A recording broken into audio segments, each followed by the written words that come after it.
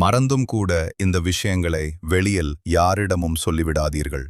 அவை என்ன என்பதை தெரிந்து கொள்ள நமது சேனலை சப்ஸ்கிரைப் செய்து கொள்ளவும்.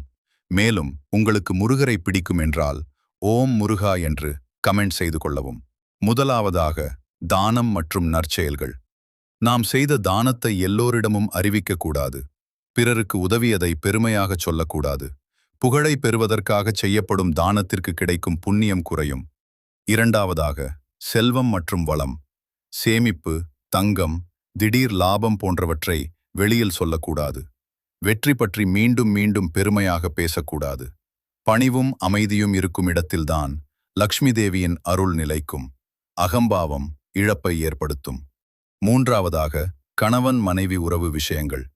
பார்வதி மற்றும் பரமசிவன் ஆசீர்வதிக்கும் புனிதமான உறவாக திருமணம் கருதப்படுகிறது. கணவன் அல்லது மனைவியை வெளியில் பழித்து பேசக்கூடாது.